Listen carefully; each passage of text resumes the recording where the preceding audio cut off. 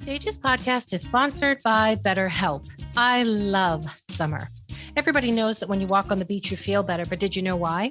Every time a wave splashes on the sand, it produces something called negative ions that elevate our mood.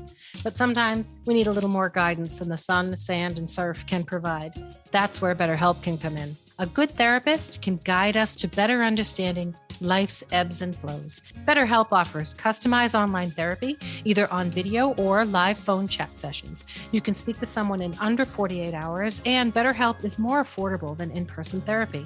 Right now, Stages podcast members receive 10% off their first month with BetterHelp. So how about it? Get out in the sunshine, get some sand between your toes, and give BetterHelp a call. So many of our listeners have called BetterHelp, and we thank you, because when you support our sponsors, you support Stages Podcast, all while supporting your own well-being. So log on to BetterHelp, that's HELP/stages, and start loving life. Hi, I'm Stephanie J. Block. And I'm Mary Lee Fairbanks. Welcome to Stages Podcast, where we're bringing creation and connection to center stage. Gorgeous creature, gorgeous creature. Good morning. Good morning. Well, first of all, nobody puts baby in a corner. Why are you in the sad white corner, Marti? Oh my God. Okay. So it doesn't look bad. Okay. It doesn't. You're just too fabulous to put baby in the corner. Before we dive in, so Mary Lee, just to catch you up, Stephanie J. Block is my girl, and my favorite number to perform, and you've been tagged in so many videos, and I'm so sorry, you always get tagged in these videos. I do a Stephanie J. Block mix with her. I have Tony seen speech. it. It is my favorite number to do. I owe you so much on royalties. It's my favorite number to do. Whenever I have like a big special event, I always do it because I think it just makes people feel joyful. Oh, and that makes me happy. If I can't send Vivi to college, then I'll come a knocking and be like, So the back royalties I'm working out are. Well, that's how you ended up on the show. She sent me the clip.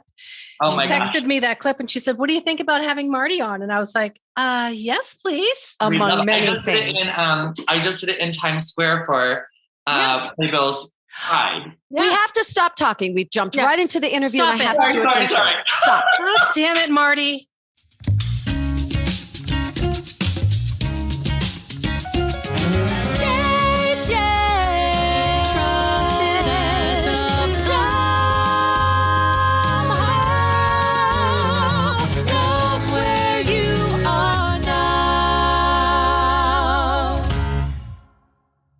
This glorious person approached me several years ago in Provincetown.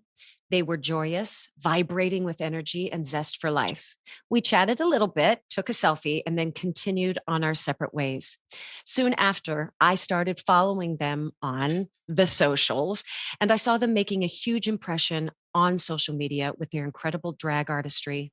In fact, back in spring of 2020, my daughter Vivian, who was 4.5 at the time, would share virtual story time with Marti. Each story session was delivered with inclusivity, lessons on being a good person, and just plain fun. It was such a beautiful diversion from the crisis we were all living through. Their activism is tireless, and they are putting their beliefs and words into action, not only by serving on several boards for social justice issues, but they ran for public office in New York City in 2021. You can watch Marti on Fusion Television, a docuseries called Shade, Queens of New York, which they also produced, not only starred in. You can watch on the Marti Report on Logo, also on the Exchange Rate, the Build series, on and on and on. Marti has a podcast called Marti Talks, and their 2019 video of performing Baby Shark at a drag brunch went viral, and since career has avalanched, socialism and activism has avalanched. Also, side note, they've perfected lip syncing my Tony acceptance speech and implementing it into their drag performance. And when Marti performed Bits of Me to open New York City's Pride weekend last summer, let's just say I felt like my career had peaked. I'm so excited to speak with, learn from, and be inspired by Marti Gould Cummings. Marti, can we have you to stage, please? Marti Gould Cummings to the stage. Oh, I'm so excited to join both of you. First of all, I loved during those story hours at the beginning of the pandemic. It was a welcome break from my campaign and the stress of the pandemic, but also I just think Drag Queen Story Hour is just the sweetest. It's so amazing. And now, 2 years after the story times that you were talking about, these events are under attack. They're under attack. And it's so crazy. I just saw this video this morning that the drag artists were putting on a family-friendly drag show, and the Proud Boys showed up and were getting violent with people. And I was so taken aback because their whole talking point is how drag is going to traumatize children, but showing up with weapons and trying to beat people up as they go into it, that is, it's just so, I just feel like everything is so backwards right now. And it's, I have to tell you, that happened in the town I live in, this little town. They were having Drag Queen Story Hour at the local library. And they were just going to implement this new series for the children in the town. And it was met literally with people carrying signs out front. Now, way more people attended the event, so much so they had to move it to a larger venue to accommodate all the people. Okay, that's great. But across the street, there were these people carrying signs. And I thought, aren't you embarrassed to be standing on the other side of that That's street? The problem. They're not. They're it's not incredible. They're not embarrassed. They've been emboldened. People are emboldened to be bigots now. And it's just so scary.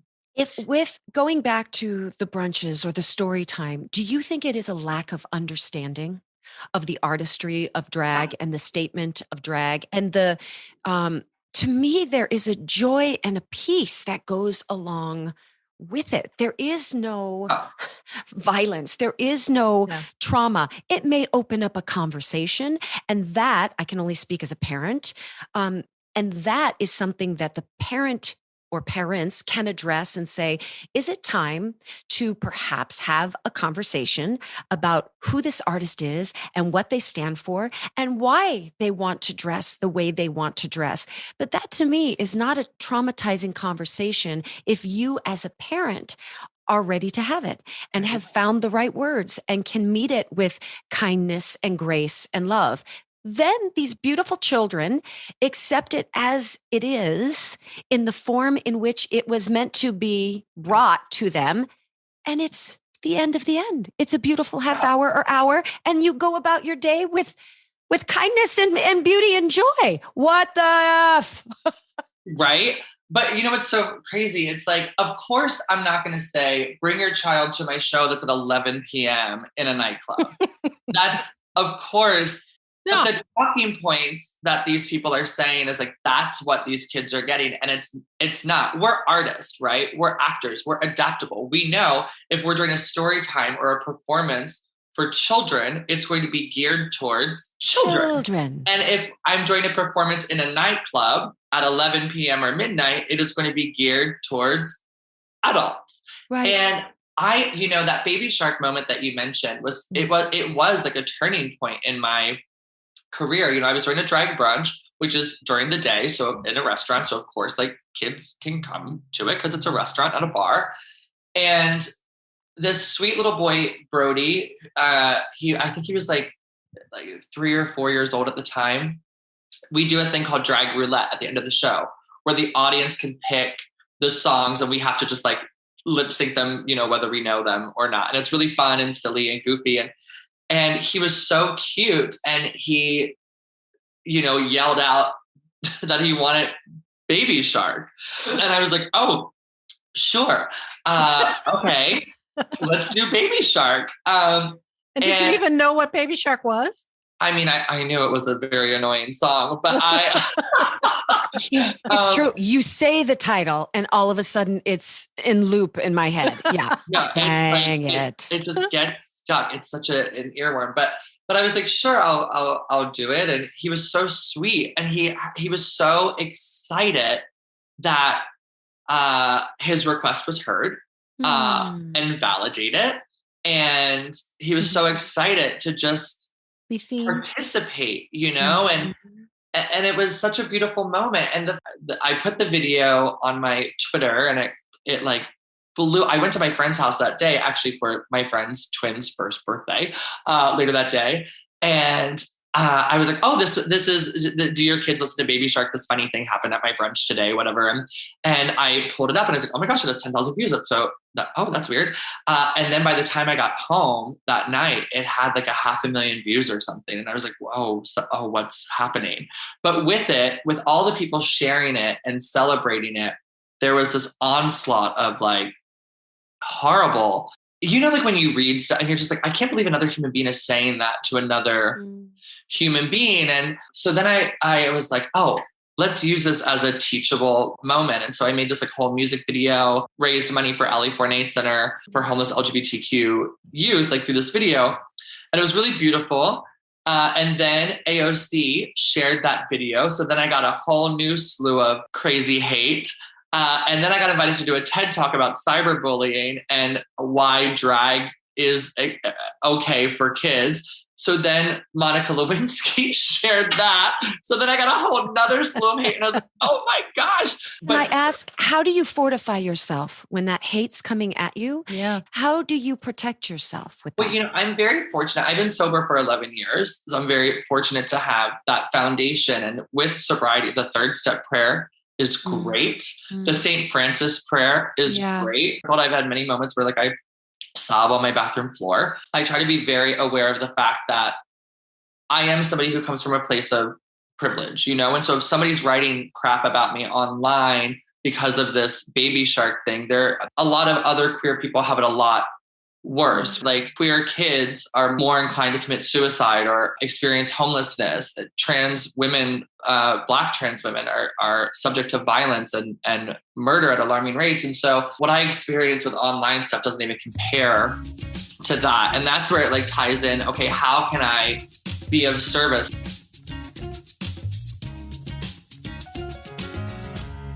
AI agents are everywhere, automating tasks and making decisions at machine speed. But agents make mistakes. Just one rogue agent can do big damage before you even notice.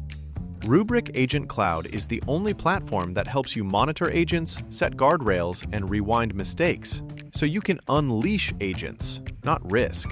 Accelerate your AI transformation at Rubrik.com. That's RUBRIK.com. I want to ask, when did you first adopt the art form of drag? And then I also want you to school us. I know in the community, there's drag queen, there's drag artists, but does someone have to earn the right to call someone a drag queen or a drag daughter? And if you're a non-binary person, how's that relationship with the word queen or daughter that has been so labeled female? So that's 3-tiered questions. Sorry about that. Okay, let's get it. Let's talk to us. Yes. So question number 1, how did I get into drag? Yes. I very accidentally became a drag queen. It was not like on my vision board of things that I thought I was going to do in my life. But I moved to New York when I was 17 to be an actor. And where were you from? I'm sorry to cut you off, but where were you from? Okay. I'm from Maryland, little farm. I went to Catholic school. I stood out like a sore thumb. Right. And I had my Polly Pockets and Barbies. And did you come from a family that embraced all of that and encouraged you and supported you? Or did you come, was it a struggle?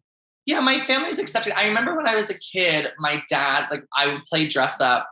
My cousin Sophie would bring her big bag full of dresses and costume jewelry, and we would play dress up. And I remember my dad would get upset about that. Mm-hmm. But as an adult, I look at it. My dad and I are very close. We certainly don't see eye to eye on everything, but we are very close. And my parents are very accepting of. They come to my shows all the time. But my dad, I think, when I was growing up, and when he would get very upset that I was playing dress up, I now as an adult know he wasn't upset that I was playing dress up. He was worried that I was going to get made fun of. And I've had conversations with my dad about it in my grown up life where, it's hard for a parent. I remember very distinctly being in the grocery store as a 6-year-old, 5 or 6 years old, and a grown person called me the F word in front. They said, oh, that kid's such a,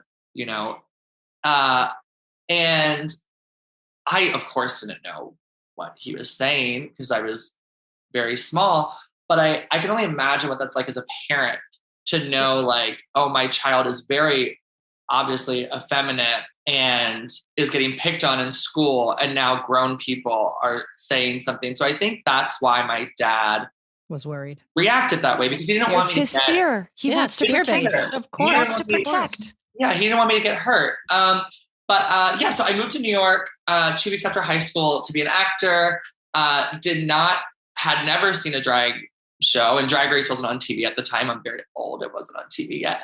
And so I auditioned for this show, this off-Broadway show. And in the final callback, the writer and the director kind of whispered to each other. And then they were like, we have an idea. Well, first the show was a BDSM version of Oliver Twist, and I went in for Charlie Bates, and they were like, okay, we want to rewrite the character for you. Would you be comfortable if we workshopped you playing this kind of androgynous, genderqueer character? And I just needed a job. So I was like, whatever you want. Do I have the job?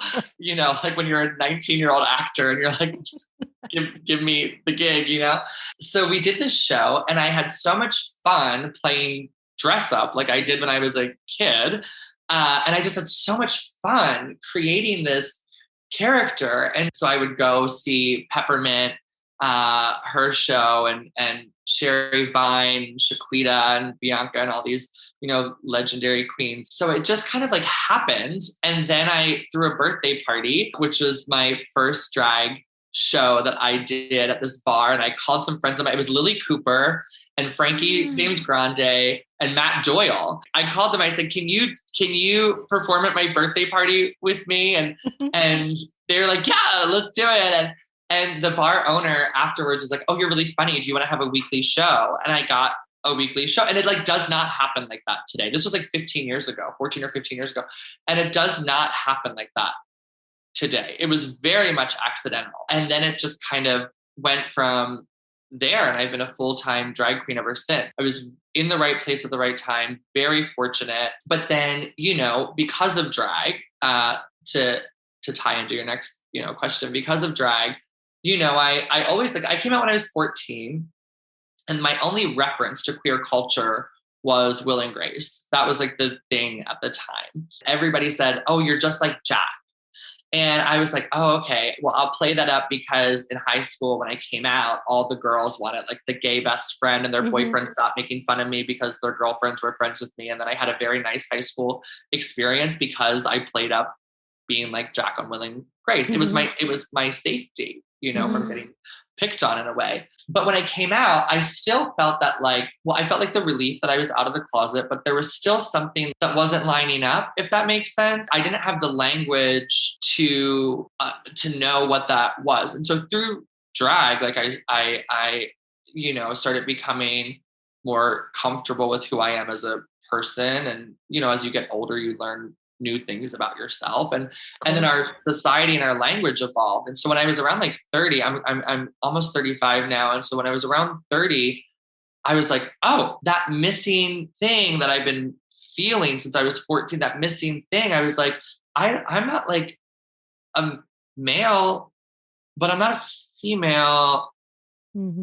What is that? And our language had adapted to non-binary and genderqueer. And I was like, oh, that's it, and so it's interesting when you're in drag, because, I use they, them pronouns. And so people are always like, oh, do I call you she in drag or not? Or what are the rules? And I think the rules are different for everyone, like for me, I'm like, oh, you can call me she in drag. That's fine. I'm in drag. It's, okay. I'm not going to be upset. But I think it's different for everyone, and so when you say drag queen, I say I'm a drag queen, but I also, when I talk about drag, I try to umbrella it and say drag artist, because if I'm talking about someone else, they may not claim to be called drag queen, right? Yeah, identify themselves in that way. Queen. Yeah, and there's drag kings, and they're and so I try to just broaden it and say, oh, drag artist, to kind of be inclusive of everyone that falls into that.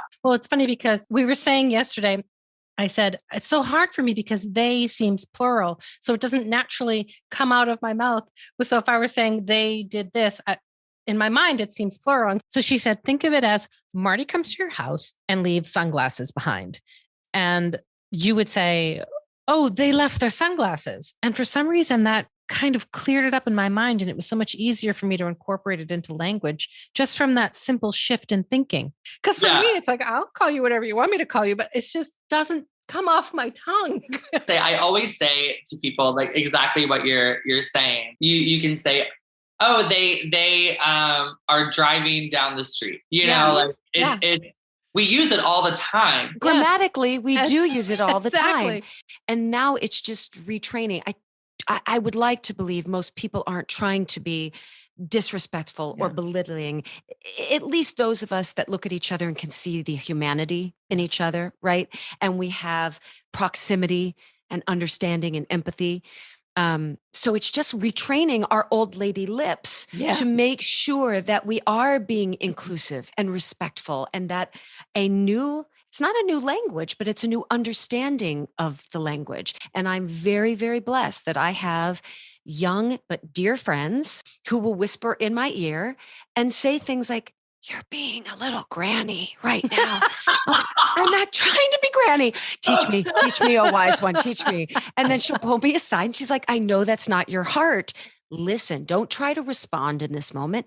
Just freaking listen. Change makes people very uncomfortable. People would rather stay with what they know, even if it's not good for them, just so long as they don't have to change anything about themselves or the way they see the world. And that's too bad, you know. But that's growth. That is growth. That's what's happening all around us now. I think we as people, like, I don't like change in my life, you know? So when you have like a broad, like societal change, it takes time. And like you said, like it takes education and patience and the willingness to learn. But it's so interesting. Like I feel like, you know, like I said, like it took me till I was 30 to find that missing link because we didn't have the language for it. But like genderqueer and non-binary and trans people have always been a part of the world, of course. Mm-hmm. And there wasn't always the language for it. But if we look at a lot of societies before the kind of Judeo-Christian like realm of what the world has become, a lot of societies celebrated trans and non-binary and genderqueer people. Yep. It was such a part of the culture. It's so true. I lived in Tahiti for a year right after college. Okay. So I'm 20 years older than you. So this was in the late 80s, okay, or the early 90s. I was there. So in college, I don't know if I had ever been to a drag show, but I had certainly been to gay bars and performed in gay bars, and it was no big deal. But when I landed in Tahiti, there are 3 genders. You're male, you're female, or you're mahu. And mahu present as females. They dress as female. I was shocked. I thought, oh my goodness, because in my worldview, it had only been relegated to certain shows or bars, or, you know, you didn't see people walking down the street. So I learned a little more about it, and it's considered like a privilege. You're not accepted by the community. You're revered. So they're given the most important responsibilities, which is taking care of children and elders. And this was all, of course, before colonialism stepped in. But in the earlier times, I mean, it's documented as early as the 1700s that there were mahus in the culture. If a young boy wanted to be in the dances and prepare the food instead of go hunting, they would say, oh, wonderful. And if a young girl wanted to go hunting instead of prepare the food, oh, great, a mahu. And so it's just considered very, very welcomed as a third gender in the culture. And it's still prevalent. Peaceful. Like, it's so peaceful and lovely. It sounds so peaceful. Yeah. That's amazing. If more people, you know, live that way now, but it's, you know, like you said, it's colonialism, you know, this like kind of extreme right wing movement that we're seeing. They all justify it in kind of the same way the Crusades justified it, right? By saying we're doing this in the name of God, you know, we're condoning violence in the name of God. I don't know. I just get so baffled that you can take the teachings of someone who so profoundly professed loving marginalized people and the people who live on the fringes of society and then weaponize that against them. It just doesn't make any sense to me.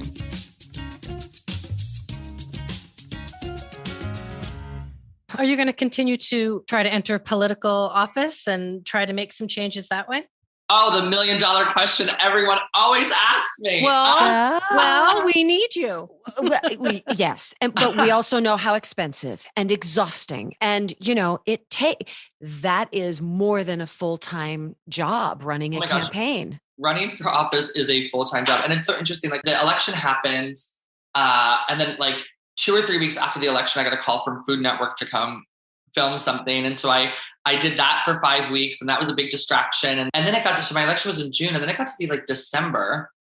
And I finally had some time to like breathe. And I was like, oh, I never mourned that process and what it was to run a very high profile campaign. Most city council races don't get a lot of attention. Well, you would have been the first non-binary member, right? And city council member. Yeah, being a drag artist and the first non-binary person to run gave it a lot of attention, which I'm grateful for because we were able to talk about so many of the issues impacting our city, which was, I was happy for the attention because we were able to really address the issues. And I knew in that, even if we didn't win, it was important to have those conversations because it would help push whoever did win to hopefully enact some of the proposals that we were putting out there. But like when December came and I had this moment where I was just like, that was kind of traumatic. Like running for office was a little traumatic. And so AOC like reached out to me and because I did a post about it.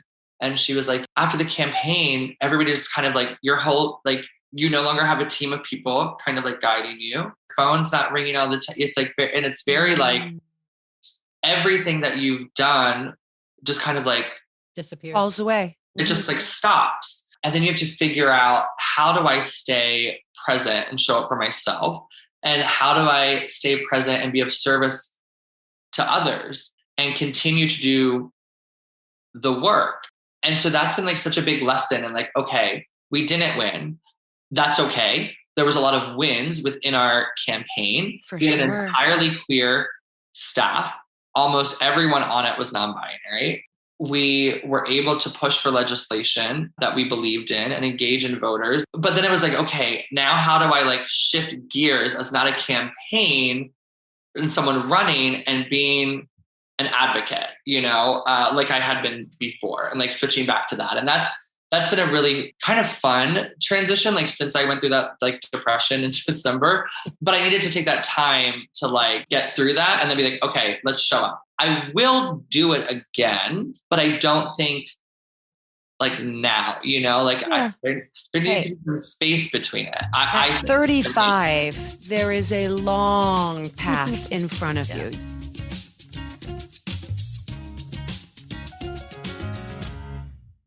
Can I ask, you're sitting in Texas now.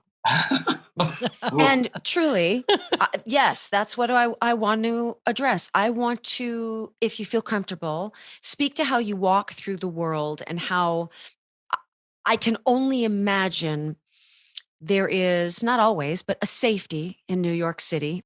Then you put someone like Marti Gould Cummings in Texas. Mm-hmm.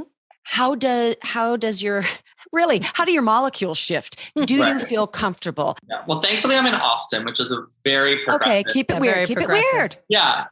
Thankfully I'm in Austin, so it's a little different here. But I walked, up to the state capitol yesterday in drag, and I saw this woman there with her friends, and she had like a sports bra on with her pregnant belly out, and on her stomach was written "pregnant but pro-choice."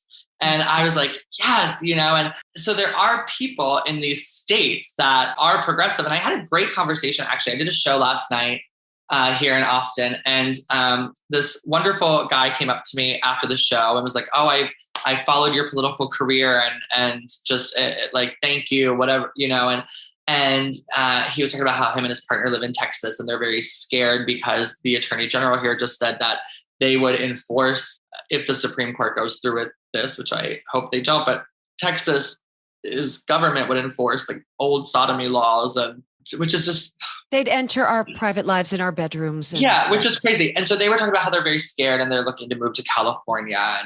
And I said to this guy, I said, California's beautiful. It would be great if you lived there. And I was like, but we also have to fight where we are. And we had this really great conversation about how, like, if you have the means to move, you can. But there's so many queer people in these states who don't have the financial means to there leave. are no options. Yeah. And so I think it's really important that we stay in, if you live here, stay here and fight. We're living in a very scary time. I feel like our democracy is like crumbling into fascism very, very rapidly.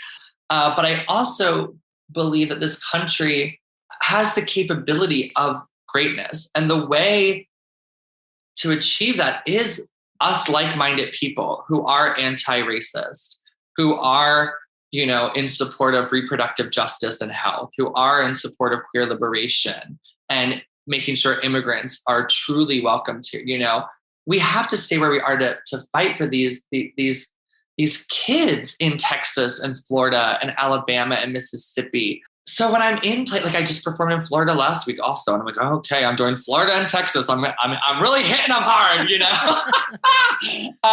But I got on the microphone last night and did my speech about, all these issues. And I did a show once. So this to your point. I did a show in Panama City Beach, Florida, when Trump was running for office.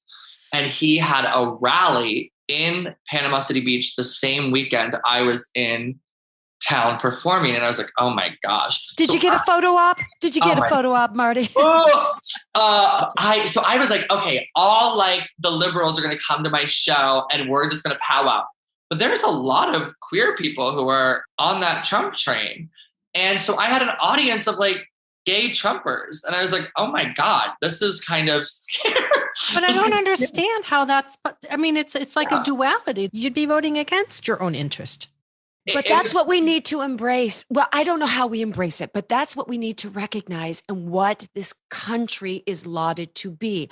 I don't understand you, but I still have to respect your life, liberty, and pursuit of happiness. But and how can you support that? But how can you support that political view and be open to embracing others, because that political view is not open to embracing. But there are so many vulnerable and marginalized communities that have been voting against their own benefits and issues. It is always based on you only know what you know. And that's why I keep saying proximity, open-mindedness, constant learning. Your views will change. I always get so prickly when we look at politicians and we say, oh, they've changed their views. I want to applaud that. Yes, they have, because there has been time, there has been experience, there have been learning, there have been personal interactions. Why. Either they're really changing or they're placating, and it's hard to know. But I love that you brought that up, because we as human beings should be given the grace to evolve and learn.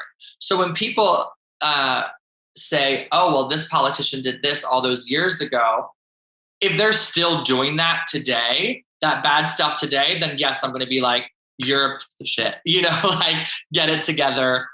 If a politician, 30 years ago did something and then today was like, you know what, you're right. I had the hard conversations. I've heard what you're saying.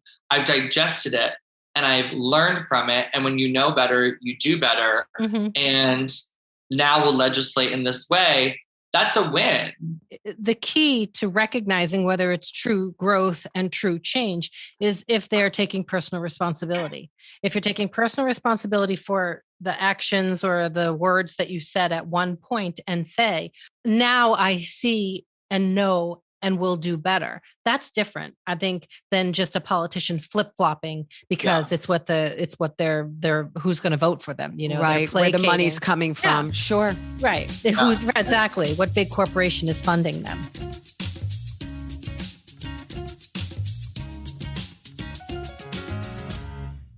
Do you feel that there is an empowerment that comes with being in drag, that there is a different voice that comes out from you, a different freedom?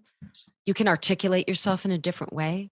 Yeah, I mean, I think my drag is I used to try to separate them a lot, but I think my drag is so connected to my being now. And I think since I've entered like the political activism world, I very much recognize that if I'm in drag at a rally in Times Square with Gays Against Guns, for example, who I love and do a lot of work with them, if I have the megaphone in Times Square in drag, it's going to be not just the people who are there for the rally that are going to look and listen, but because I'm in drag, all those other people in Times Square are going to be like, what are they talking about? When you're in drag, people are going to look at whether they agree with what you're saying or not. They're going to like look. They're going to stop and pay attention. Yeah, and pay attention. So for example, like the other day when I did that Times Square event and I did your lip sync, we were also there with the LA Forney Center talking about housing for trans youth and that importance. And then I looked out and I was like, oh my gosh, everybody here is not from New York. They're all tourists. And it was like that kind of moment of like empowerment where on the microphone, I was like, I'm going to go off script for a minute. And I was like, how many people here are not from New York? And they all like, woo, like all these people in Times Square. There's so many people. And I said, well, I want you to know that reproductive healthcare is healthcare and that trans people are human beings who deserve dignity and grace. And it was that moment where I was like, I'm in drag, so they're all watching me do this great Stephanie J. Block mix. So I've captured them with that and they're looking and they're paying attention. Maybe, just maybe one person in that crowd. And if it's just one person, boom, we did it. And then that one person, maybe they'll go to lunch with their friend and talk about it and ask questions. And then that friend goes and it's just a tiny paradigm shift in the way someone sees the world. And that's all it takes to have a ripple effect all around. Yeah.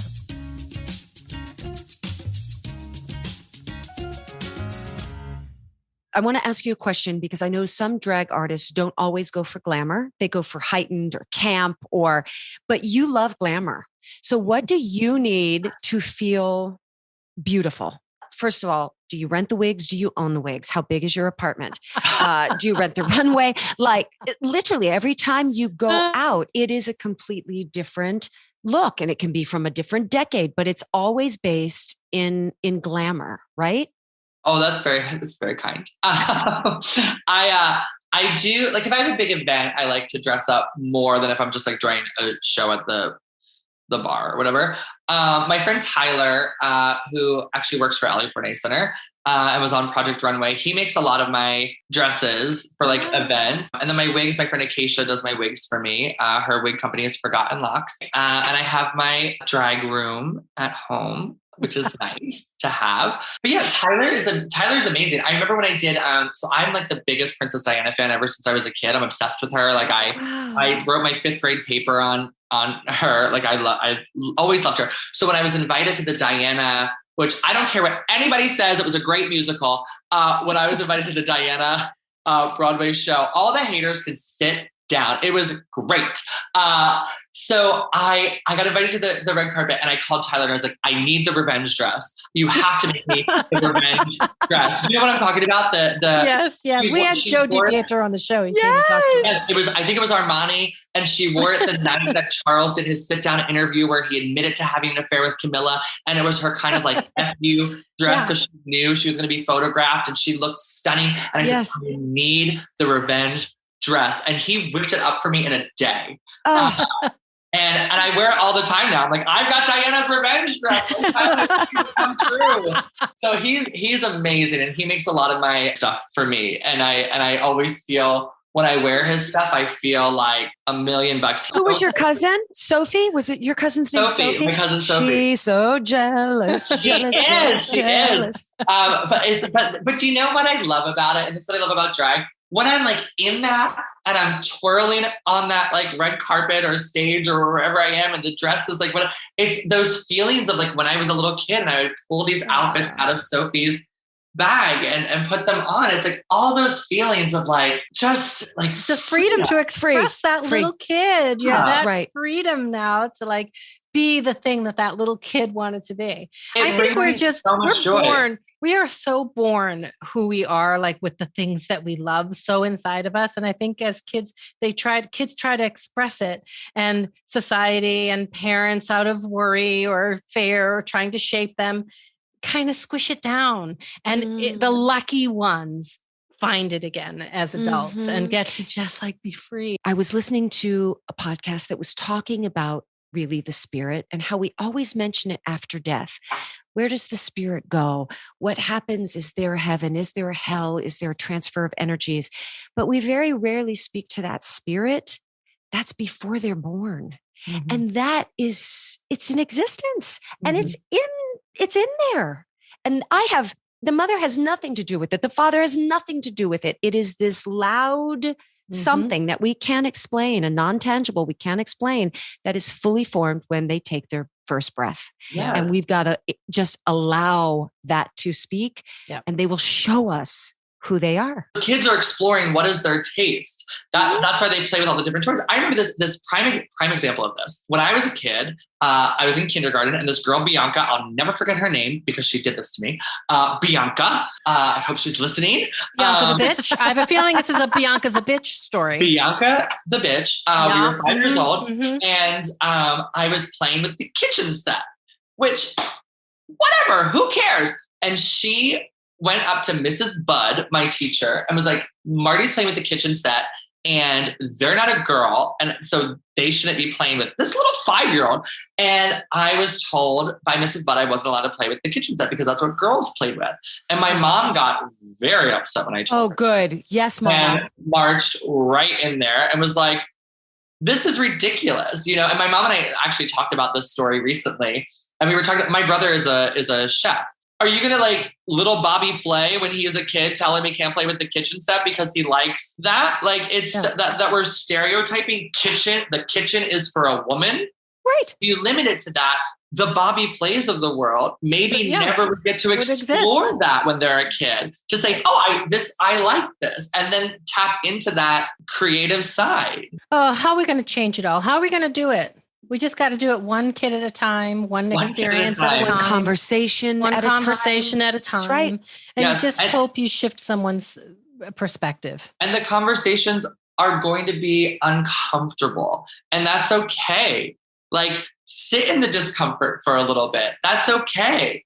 If you're able to have that connection with one person to get them to open their mind and heart and perspective to the world a little bit more, that's going to get them starting asking questions. And that's going to get them talking to other people, you know? And you have to remember, you don't always see the outcome of these interactions. Sometimes these interactions are just little ripples that, you know, that go down the line, and you never know the changes that you've made, you know, in someone else's life or a life that they touched, you know? Right. Planting the garden. It's important just to start planting the garden. Yeah. Yeah. And now our 5 questions.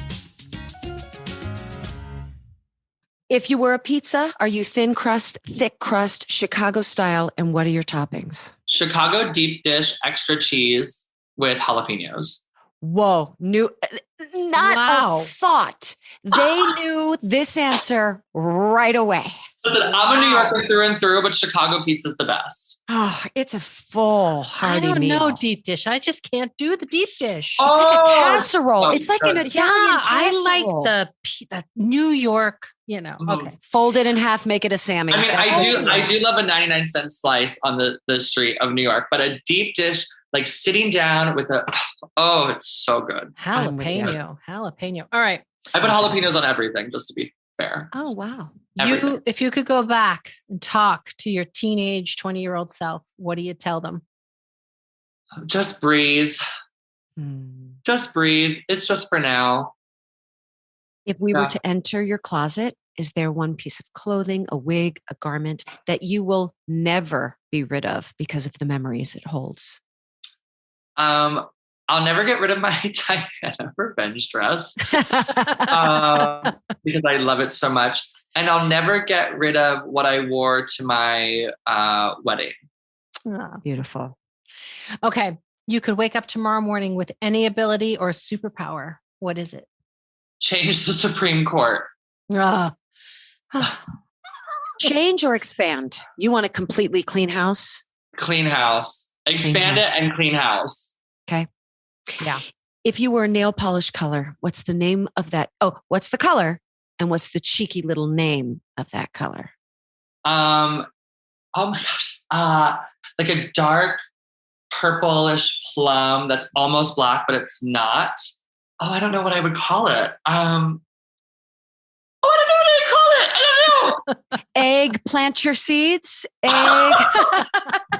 Sure. Well, Marti, thank you so much for coming on and planting your garden with us. Thank you for your time. Thank you for saying yes. Thank you. Thank you. So, I also, this is so embarrassing. I was thinking, do you know that it's, I think I put this on Instagram during the pandemic. If you do the Stephanie J. Block Tony speech twice through, that is the amount of time you need to wash your hands to have clean hands. Get rid of the germs. That's hysterical. Yes. Saving lives, people. You heard it here.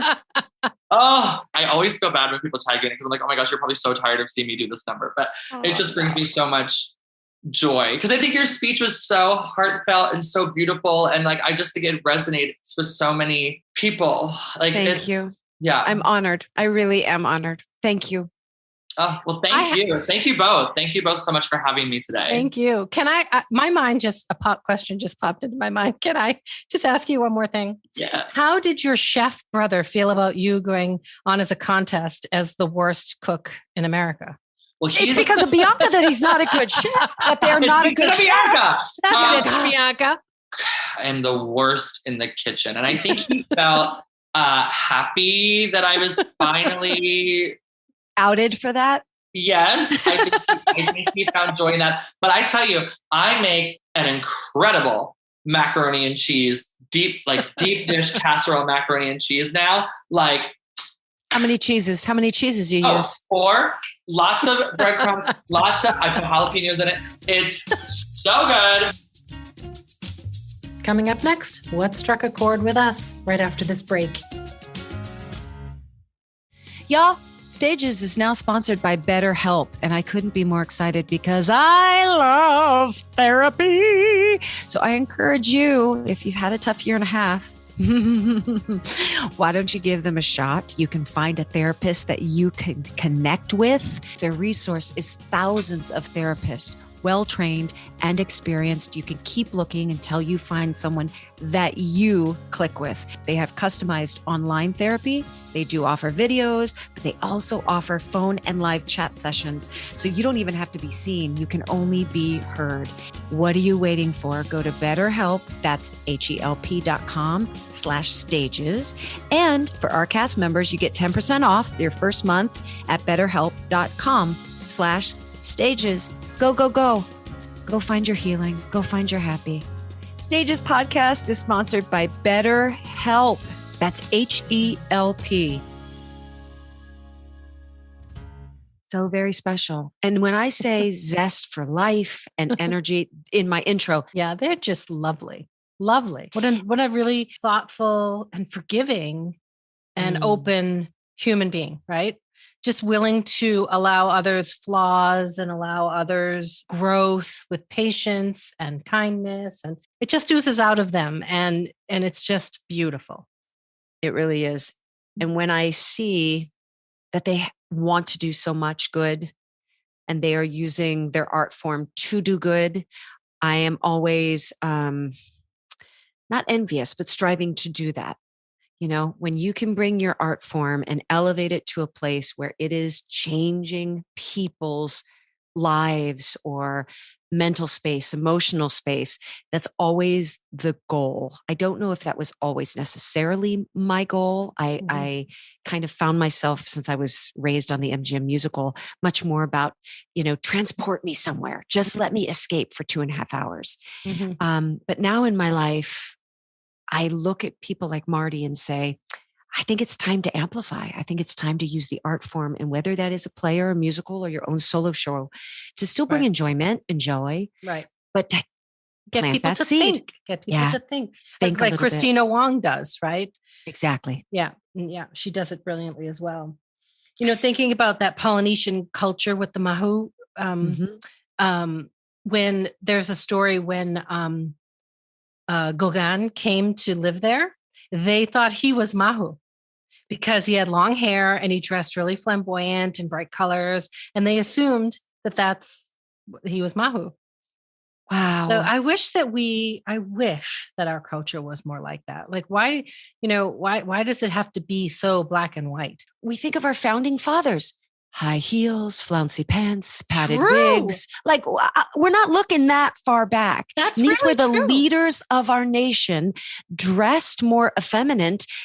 They would be, if we're going to bring it up with the conservative, religious, fanatical right, they would be beat up. You'd be beating up our founding fathers. Sure, that's really true. I never even thought of that. What in the world? No. So it really is just recognizing as we keep, I don't want to say preaching, but it's just going past and seeing the humanity in people and trying to recognize yourself in their plight, in their day, in their just in the way the way you move through the world should be with others in mind always, right? It's not just about you and your experience. It's about the experience that you offer to others. Right. And having that word others as a unifying word, not I'm putting you over there. We are nothing alike. That is not the truth. That is not the truth. I don't know what evil is trying to creep in to create such a large divide that keeps getting more and more vast. But that to me is the evil that exists, trying to be so divisive. It's I understand it is troubling. It is frightening. What the view. It really and we don't have to necessarily like each other. We don't. But I hope that within myself and others, we can keep coming back to the table with a new breath and hopefully a new perspective and just wanting to listen as opposed to always knee-jerk reaction. And being so threatened by an opposing thought. Right. It's an opposing thought. It's not a threat. It's not going to kill you. It's just a different. And it's not taking away from you. No, you can still believe whatever you want to believe.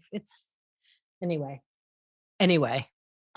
I was, as I mentioned, taught and inspired by them. And I'm always just so grateful, especially when you hear about people's schedules. Like their schedule sounded insane and getting 3 hours of sleep and still showing up and wanting to connect in this way. And with a great attitude and a big smile and so happy to be talking to us. That's I'd right. be miserable if I had to show up to this with 3 hours sleep. Yeah, there was no canceling. There was no last minute phone call canceling because they were up so late last night. So I am grateful. Well, and what's funny once is again, they texted me at early in the morning, probably like 8 o'clock, asking for the Zoom link. So they were up early. They were up real early. They were just getting to bed. Oh, that could be it too. Right? Could be it too. Yeah. Right? Oh. You know what, Marilee? My friend, I love you. I love you too. I love that we get to do our show and talk to cool people like them. Me too. All right, girl. Have a great day. You too. So if this episode resonated with you, please follow, subscribe, and share. You can always find us at stagespodcast.net. A big thank you goes out to our assistant and doer of all things technical, Saren Cho. Thank you to Noah Kaiserman and Garrett Healy for our beautiful original music, Melanie Von Trapp for our Stages Podcast logo, Brock Grenfeld, our sound engineer, and Allison Arns, our PR and social media expert. And thank you, our cast members, for joining us today. We hope you come back next week.